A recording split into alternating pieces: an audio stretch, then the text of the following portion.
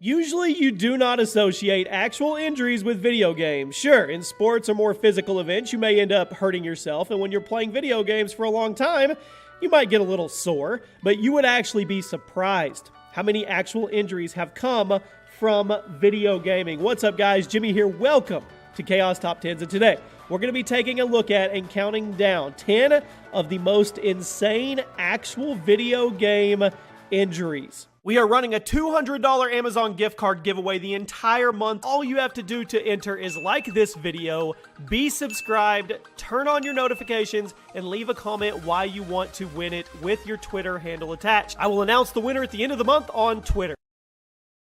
Kicking off our list at number 10 is Mylon. Matthias Mylon Borgs started his career at a very young age, winning his very first League of Legends tournament online when he was only 14 years old back in 2011, which got the attention, of course, and ultimately resulting in him signing with VTI the following year. He saw decent success throughout the years and jumped teams a few times, eventually leading to him settling with Pain Gaming, although he is no longer signed with them. And in 2015, on his 19th birthday, Mylon got a pretty sinister gift as he was hospitalized for lung problems, which reportedly happened when he was playing.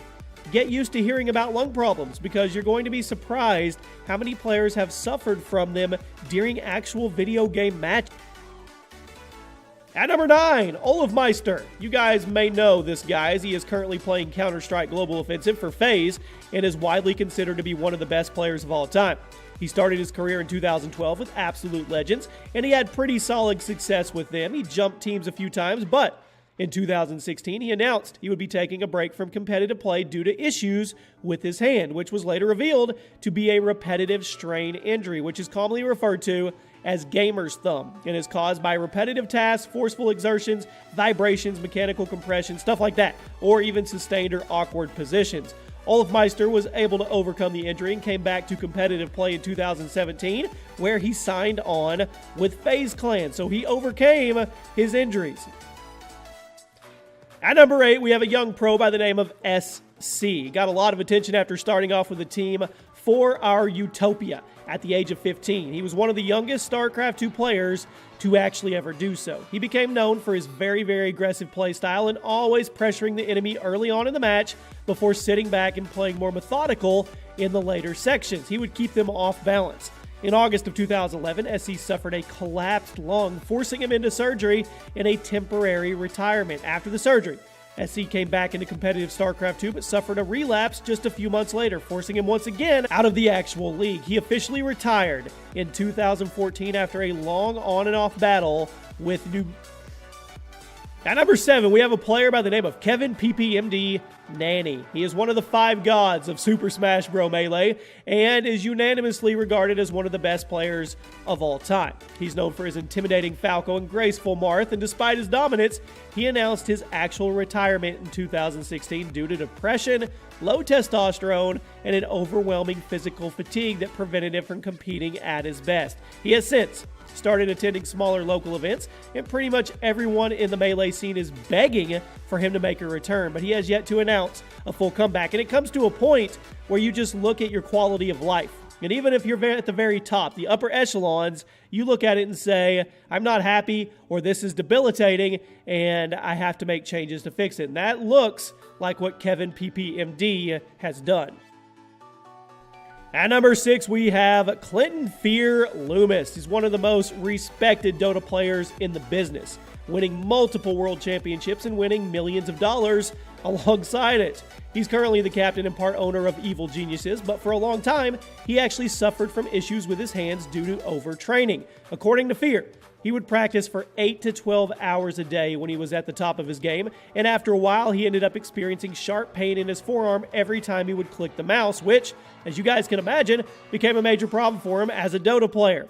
In September of 2016, he finally announced retirement due to him not being able to handle the pain during matches. He is still very involved with esports world, though, and he still coaches and owns Evil Geniuses. But the fact that he can't compete because of that just has to be gut-wrenching for this guy.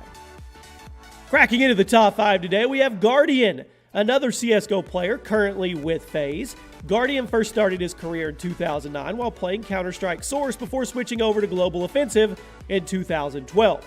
He has had a great career, was voted the second best player in the league in 2015 by HTLV.org.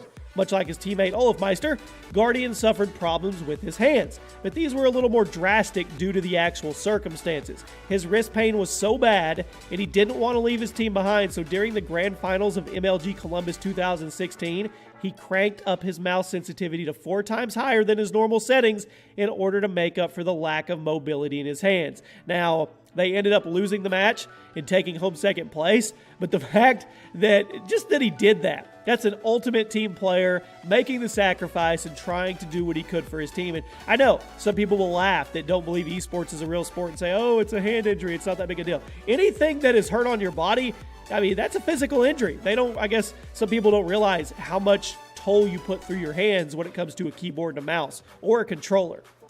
At number 4, we have Glaive. This Counter-Strike Global Offensive player was the captain of the Copenhagen Wolves, and it was definitely a rough time when he was hospitalized with a collapsed lung.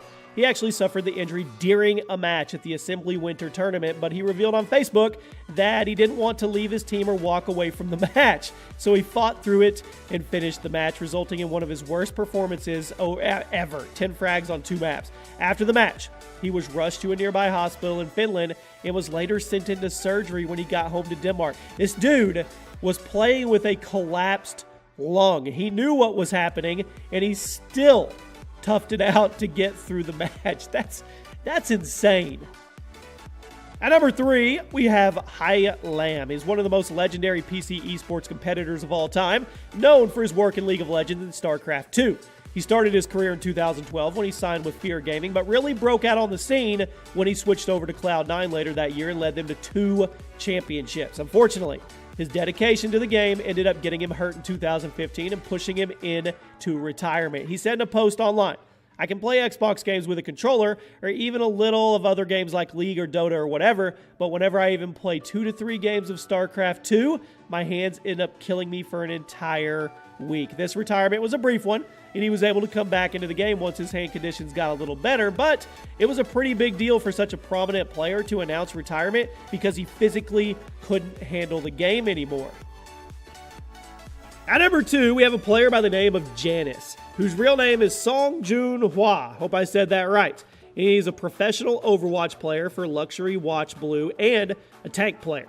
Things get very, very stressful for him, however, when he missed a match in Apex 2017 due to him being rushed to the hospital for what was later to be revealed, you guessed it, a collapsed lung. He was able to come back into the game and recover fully, although he reportedly was in a lot of pain for multiple events once he came back. This is yet another esports player who suffered from lung problems. According to medical reports, collapsed lungs are common in esports players due to the poor posture and the skinny bodies being notorious for creating weak lungs. Remember in those gaming habits video that I did in the past where I said you need to watch your posture? Well, this is a perfect example of why that is so important, and esports is getting bigger and bigger. This is going to become more prominent as we go. At number 1, we have HAX Money Sign, pronounced Hax Money. Aziz Al-Yami, better known as Hax Money to the world of Super Smash Bros. Melee, was once one of the best players around and was, at one point, widely considered the best Captain Falcon main in the world. However, after switching characters to Fox, he got a lot of attention for just how fast he was and how insanely technical his playstyle was, almost as if it was a computer playing. This insanely fast computer-like style quickly led to his downfall, as in 2014, he reportedly felt an explosion in his hand, which resulted in 2 surgeries, one of which removed the ball from his left wrist. He was forced to retire from competitive Melee since he could no longer play on a GameCube controller, although he later was able to build and program his own unique controller so he could start playing again despite his injuries, and he has since been attending tournaments and getting solid placings with his custom box controller. There you have it, my friends. Those are 10 insane actual video game industries. A lot of people, and I didn't know before the start making of this video, that collapsed lungs were such a prominent thing when it came to esports players. The stress that they put on their bodies, not necessarily in the sense of running miles and miles, but playing for 16 hours a day with their hands, their eyes, and their wrists and their fingers, it takes a toll, as you guys can see from this video. I hope you guys enjoyed. I hope it was informative. Drop a like on the video if you did. There's a playlist below if you guys want to check out all the other gaming top 10s, and I'll see you on the next one.